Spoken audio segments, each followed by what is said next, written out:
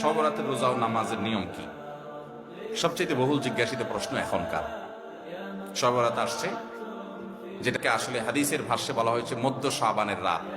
শবে বরাত না, এটার হাদিসের ভাষ্যের নাম কি? মধ্য শাবানের রাত।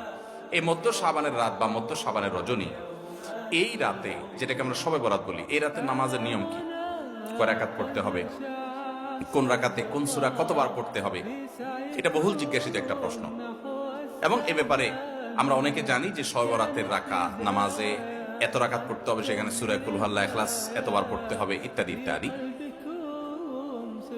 লাইলাতুল কদর ছাড়া অন্য যে সমস্ত রাতের ফজিলত আছে, এর মধ্যে 10টা রাতের কথা আল্লাহ তাআলা শপথ করেছেন, ওয়াল ফাজরি ওয়া লায়ালিন আশর। সে 10টা রাত হলো জিলহজের প্রথম দশক।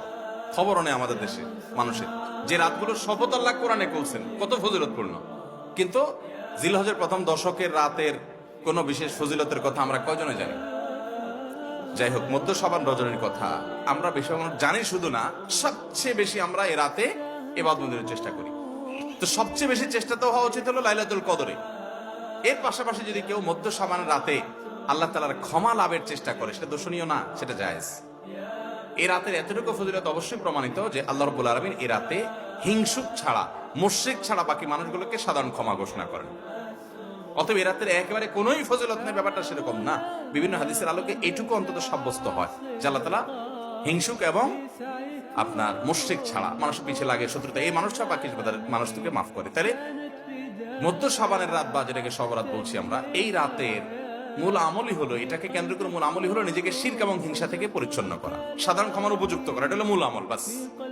এর বাইরে আপনি ক্ষমা লাভের জন্য যদি চেষ্টা করেন, সেটা কোনো দর্শনীয় বিষয় নয়। তবে এই রাতকে কেন্দ্র করে বিশেষ ফরম্যাটে নামাজ, রাত জেগে, তারপর বিশেষ ফরম্যাটে ইবাদত, এই সূরা এতবার, এই নামাজ এত রাকাত, এরকম কোনো কথা কোরআন হাদিসে বর্ণিত হয়নি। এগুলো আমরা মনগড়া বানিয়ে নিয়েছি। এবং যদি এরকম কোনো ফরম্যাট আমরা ঠিক করে নিয়ে সেভাবে ইবাদত করাটাকে আমরা এই রাতের আমল, শরিয়া সিদ্ধ আমল মনে করি বা সুন্নাহ আমল মনে করি বা কোন নির্দিষ্ট আমল মনে করি, তাহলে বেদাতে পর্যবেসিত হবে।